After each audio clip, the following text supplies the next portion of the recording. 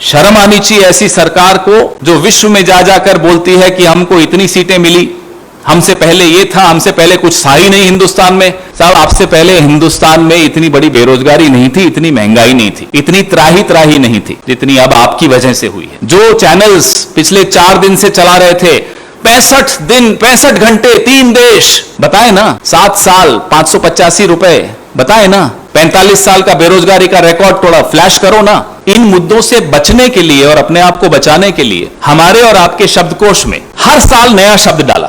टुकड़े टुकड़े gang, love जिहाद, झटका हलाल, हनुमान चालीसा वर्सेस अजान, बुलडोजर, ये तमाम मुद्दे क्यों खड़े किए जा रहे हैं? यह घबराहट, ये भय, ये डर मोदी जी को और संघ को मजबूर करता है कि वो मुझे और आपको लड़ाएं।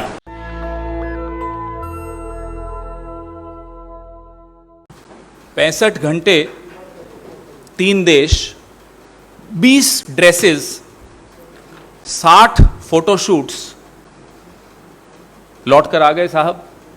लौटने के बाद सिलेंडर, घरेलू जो डोमेस्टिक सिलेंडर है, उसकी कीमत 50 रुपए और बढ़ा दी। तो दिल्ली में अब आप सबको बधाई हो कि 1000 रुपए नहीं हुआ, अभी भी 999 रुपए 50 पैसे।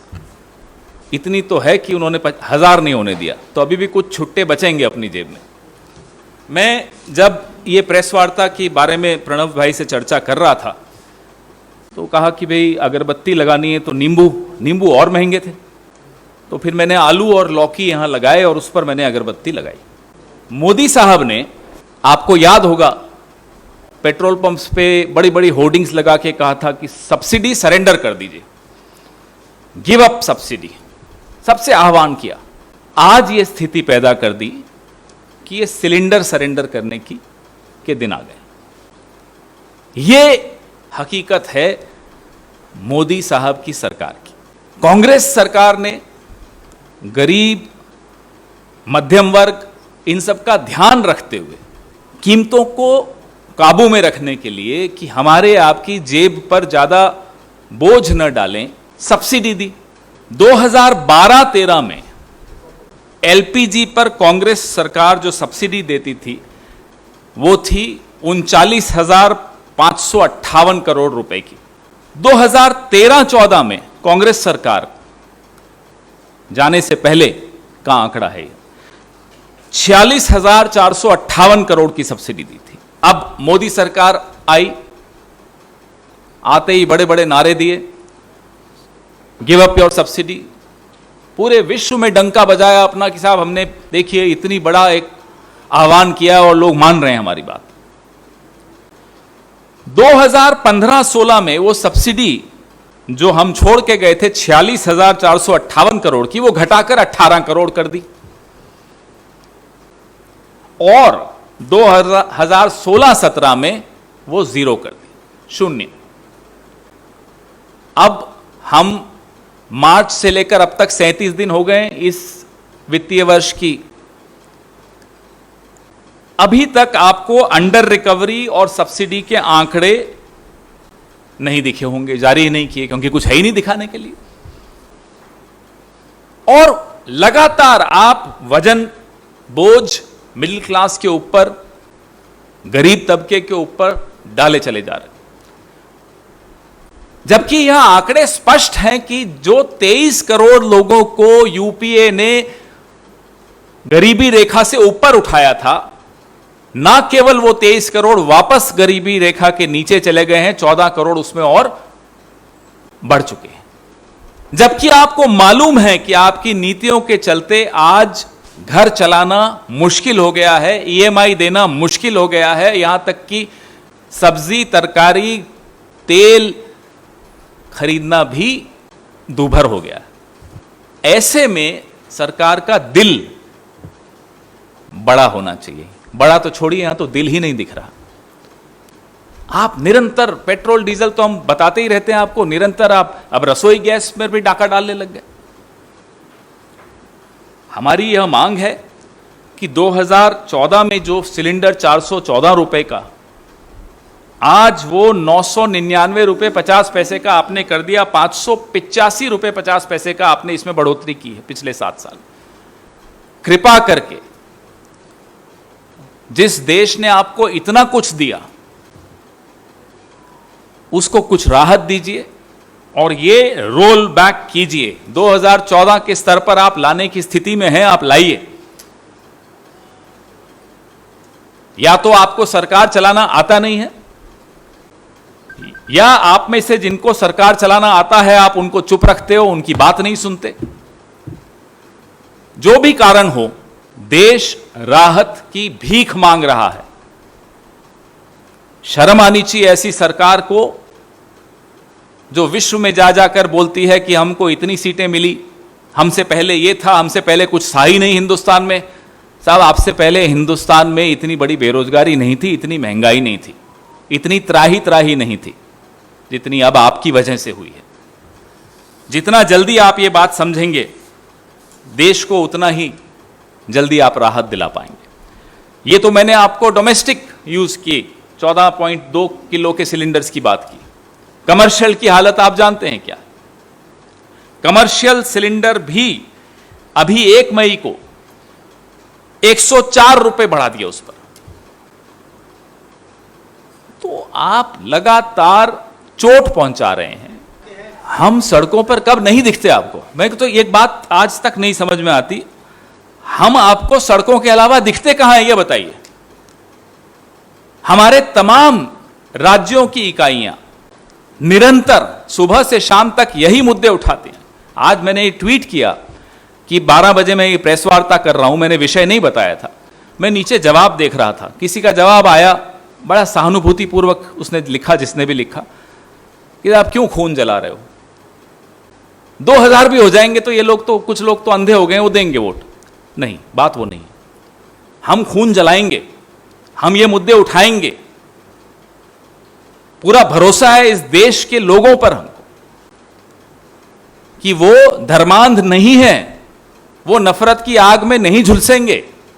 यही मुद्दे हैं जिनके आधार पर एक जिम्मेदार राजनीतिक पार्टी को अपनी राजनीति करनी चाहिए। जो गैर जिम्मेदार हैं वो भले सरकार में हो, भले वो 303 सीटें लेकर आए हो, भले कई राज्यों में उनकी सरकारें आ गई हों, वो गैर जिम्मेदार हैं, वो देश के खिलाफ काम कर रहे हैं। यह बात पत्रकारों को समझ में आ गई है, मुझे मालूम है आ गई है। मजबूरियां होती हैं, कई बार आप नहीं दिखा पाते।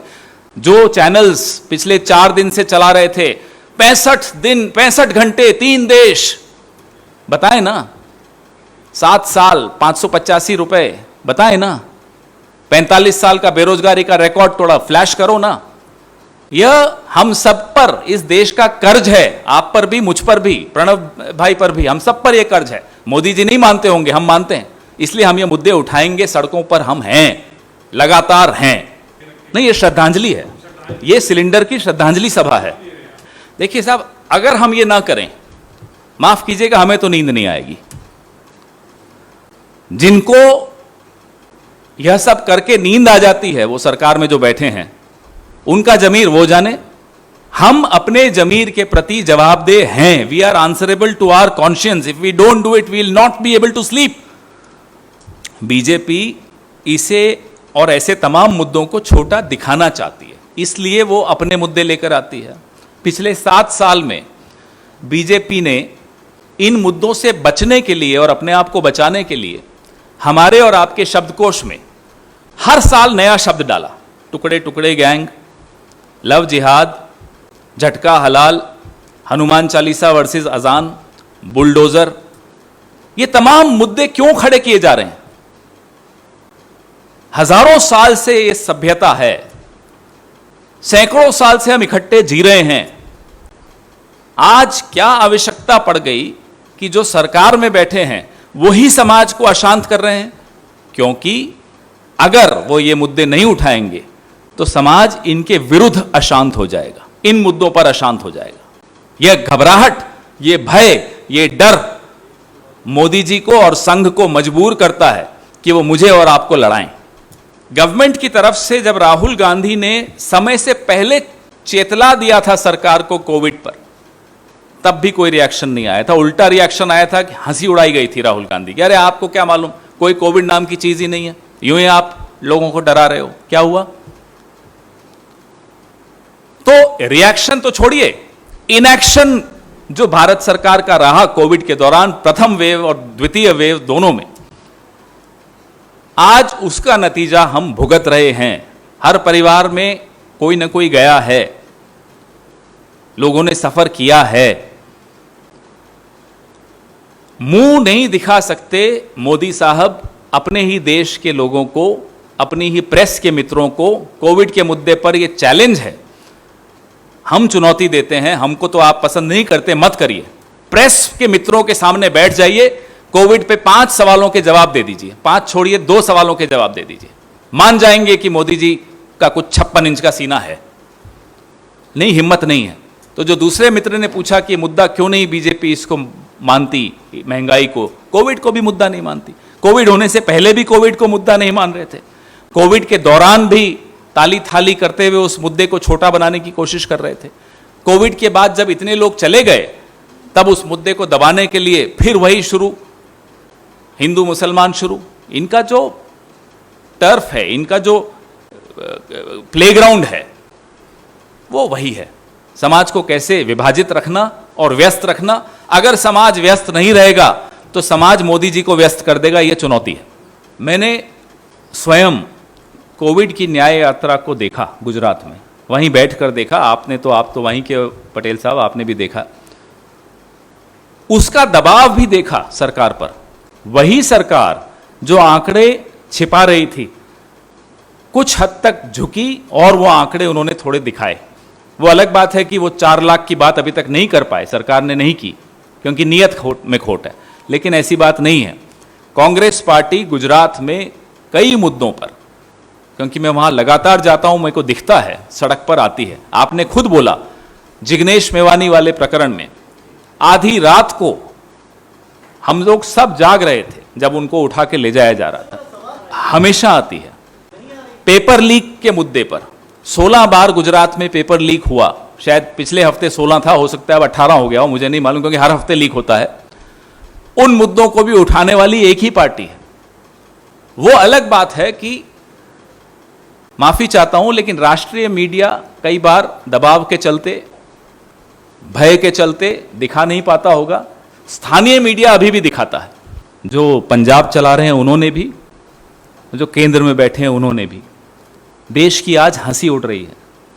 हम एक परिपक्व लोकतंत्र के नाम से जाने जाते थे पूरे विश्व में। शर्म आती है अब ये देखते हुए, जो तथाकथित फेडरलिज्म कहाँ है। वो फेडरलिज्म, ये होता है फेडरलिज्म कि एक पुलिस दूसरी पुलिस को अपहरणकर्ता बता रही है।